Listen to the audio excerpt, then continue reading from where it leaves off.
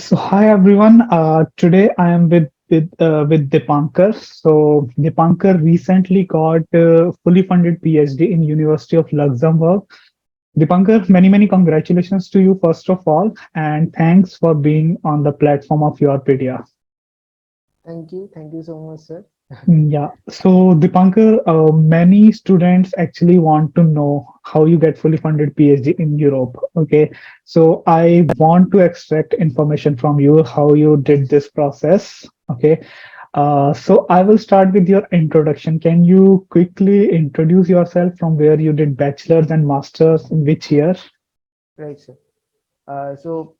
I am from Kolkata actually, and I did my BTech from University of Engineering and Management Kolkata. Mhm. And from there, that time I had the CGPA of 9.1. Then I prepared for GATE, and after that I cracked the GATE, and I came here in IST Thiruvananthapuram in Okay. RF and microwave engineering domain. There, Okay. this May I'll be passing out from here. Uh, Okay. and up to now my CGP is 8. And Okay. I was working in the like metamaterial and meta surfaces, all this domain of Mhm. electromagnetics. And Okay, so I want specific information from you. So when you joined master's course, how did you select your project? And first of all, on which project you are working? How did you select that? And whether you are doing PhD on the same project or you're going to change your research topic. right, sir.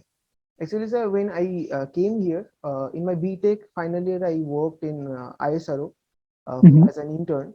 So I had Okay. little bit of idea about the antennas and all. So electromagnetics was my topic of interest, I'll say.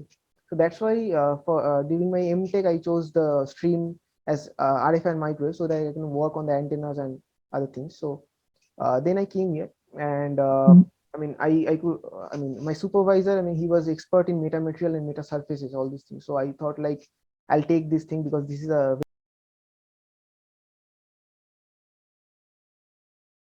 very emerging field in electromagnetics. So I Mm, took it, and I started my project and my courseworks mm. parallelly. So did you publish anything in this topic right now? Yes, sir. I have already three conference papers, and Okay. two journals are actually in pipeline. So I'm working on that. Okay, so that's what I also think. If people think like only IITs can go to abroad, but I think if you're from any university but you have some research background, it is very good if you have some publication, then you can always get fully funded PhD in abroad. Right, That's my experience also. right, sir. Other thing I want to know, when did you decide to apply for PhD and how you proceed in this? Like, can you tell me step by step when did you decide to go for PhD? Yes, sir. When I joined for the MTech, from that time only, I had the wish that I'll do for PhD only. After MTech, I was like, I'll not go for job. That was in my mind. Hmm. But where I'll do the MTech, that was not like determined. At first, I Hmm. thought I'll do in India, but later I thought no, I have the potential and I am doing very well in my area, so I can try. At least I can try, and then if I can get, then Hmm. it's fine. Otherwise, okay, I'll look some other opportunity or something. So Okay. then around July, I thought that okay, then I have to prepare myself for this thing. So then I started like the IELTS preparation and all. Then in October Mm. end, I appeared for the IELTS exam, and I got 7 band. Okay. And from November, the first week of November, first or second of November, I started applying for the universities.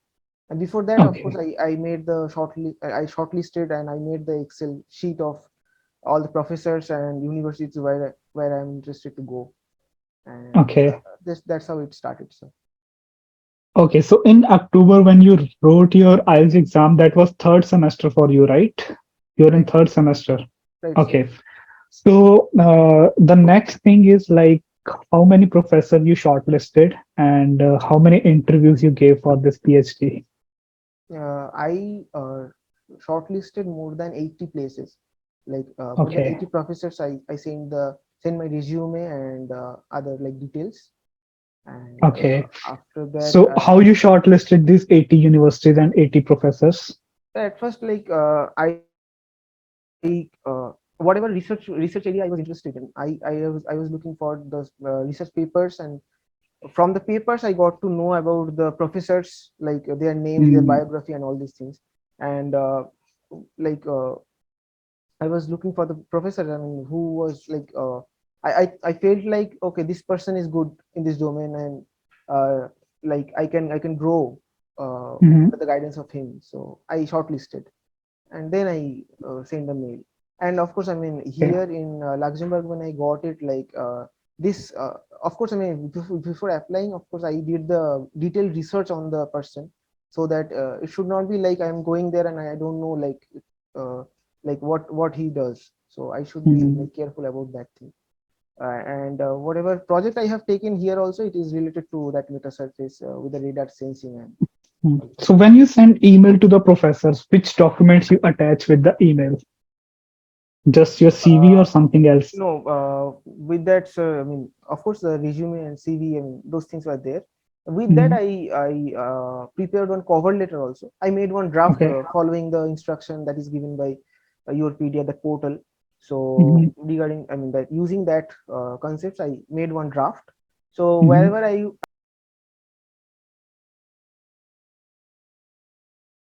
used to apply, I used to edit those things, and little bit of editing was needed, and Mm, then I used to send mhm. those cover letters. And with that, Mm, sometimes, I mean, most of the cases, I will say, like I shared one of the written research articles also. Like I have mhm. already three conference papers, so which was the best that I know. So that Okay. paper, that paper, I used to attach with that. Mm, And the mail, mm, I used to mention like, sir, I mean, I have attached my CV, the cover letter, and one of my written research article also. You can look mm. at that. Okay. One another question I have. Many students complain me like if they send email to European professors, they don't get replies. What was your experience? You sent 80 different Right. professors one email. So how much like replies you got? What is your experience on that? So I'll say like they are very kind because Okay.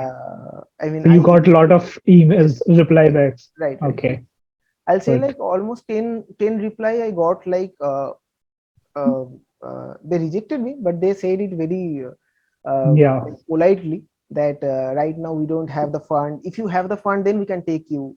Or Hmm. sometimes they have replied like, right now, like I have already discussed with my head of the department, but right now we don't have the seat to provide you. But keep Okay. in touch, so that I mean, later if you get any opportunity, we will definitely work together, like that. And of Yeah. course, I mean, I got like I guess seven interview calls I got.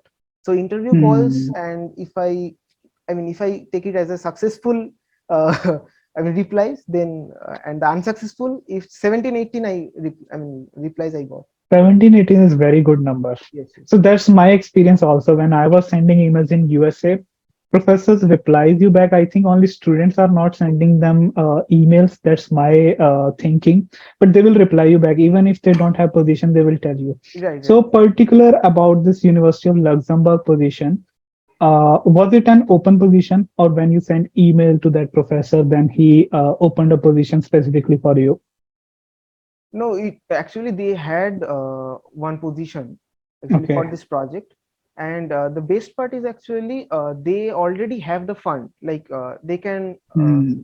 I mean, it's like whatever. I mean, they have said like their finance department, they approve the confirm the seat if they have the Hmm. money for the student to study, like so that he or she can study for 4 years. So Okay. it's like officially they will allot the timeline for 3 years, but it will extend because because of the thesis work and other things, will it will get extended. So Hmm. they have the money for the 4 year program, and then only Hmm. they allot some student, that they make sure like, okay, Hmm. one student we can take, like that. Hmm. So Okay. yes, sir. So another question from my side is like how many interviews you actually give here in University of Luxembourg, and was it before the application, before you submit the application, or was it after the application? How many interviews you gave? So of course, I mean, I have like sent the mail. Then Mm-hmm. at first I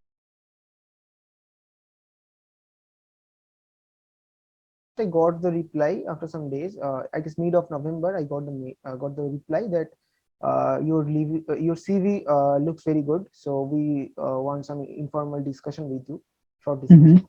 So then I appeared for the interview.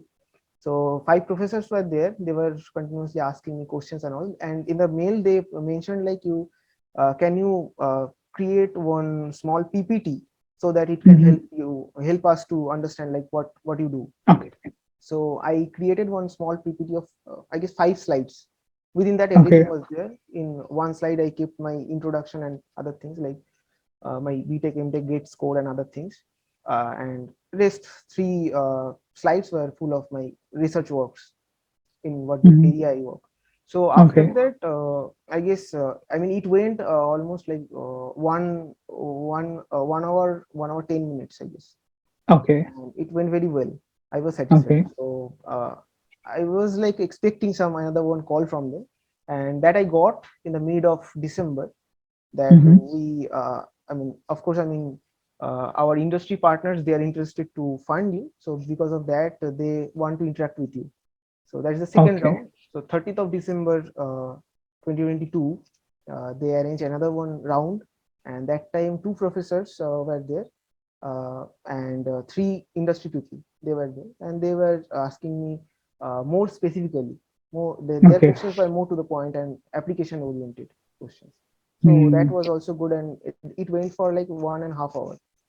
Okay. Then I was a little bit So okay. at what point like you actually applied to that university before the interviews, in between one or second, first and second interview, or after the second interview?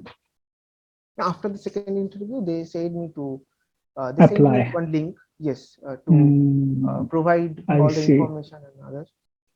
So, That's how was your experience? These interviews are difficult, whether they ask so many technical questions, or did they ask HR questions also, like why PhD, why from this university, something uh, like.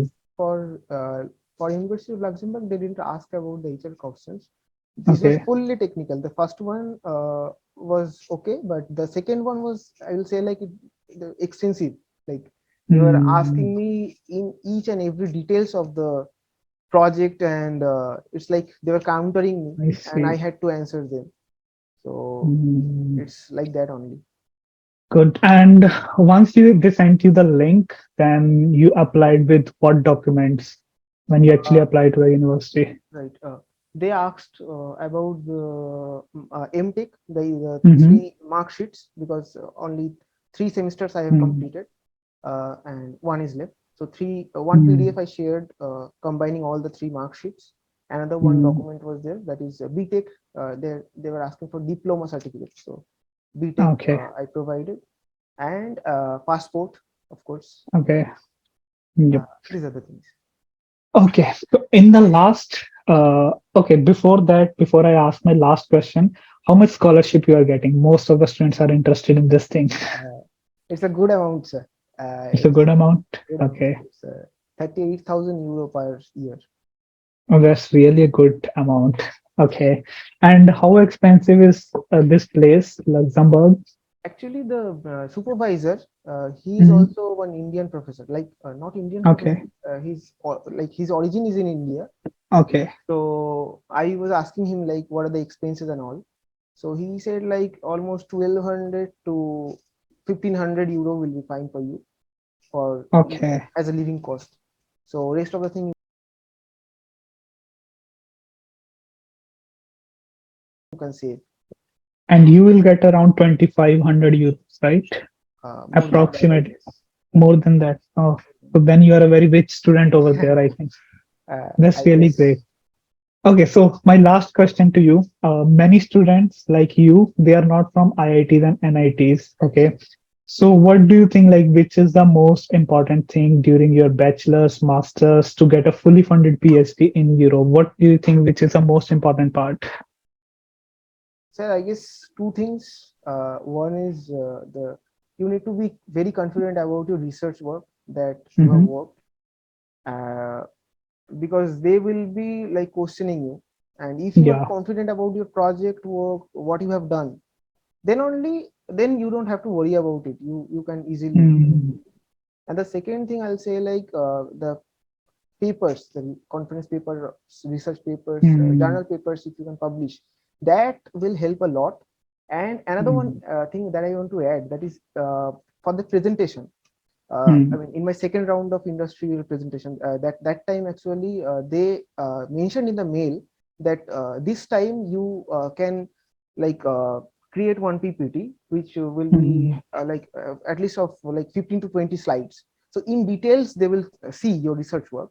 So in there, Okay. if you have some fabricated structure, like something you have worked on, and you have some model of doing that, like some hardware or some fabricated Mm. structure. For my case, like fabricated antennas, I had shown. So those things Mm. actually attract them a lot. So I'll say, like, if that we can add, uh, and of course the confident on your research work, that is the most Mm. important thing, I'll say. Yes, so thank you very much, Dipankar. It was great talking to you. I got a lot of information from you. I hope students will also get a lot of information from this interaction. And I just want one thing from your side, like be in contact with us. And if your juniors are applying for the same university or in Europe, Right? just help them. Of Okay. course. Yeah. And thank you very much for connecting with us. Congratulations once again. And how about your visa process? Is it done or you are No, still in actually, progress? they were saying, like they have sent me the personal information form. So there Mhm. I uploaded all the documents. So they Mm. will process that thing with the embassy, Luxembourg embassy. They Okay. will be sending some permission, or okay, we can allow this Mm. person. So that document will be sent to me. Then I'll go to the visa Mm. office with that document, and that will be very easy for me to get it when they will be calling Okay. me. So that, Your university is very kind. If you have to go to US, Canada, you have to work very hard. right, so right. Okay. Thank you, Dipankar, for joining Thank with you, sir. us and all the Thank you. best for your future. Thank you. Thank Thank you. you.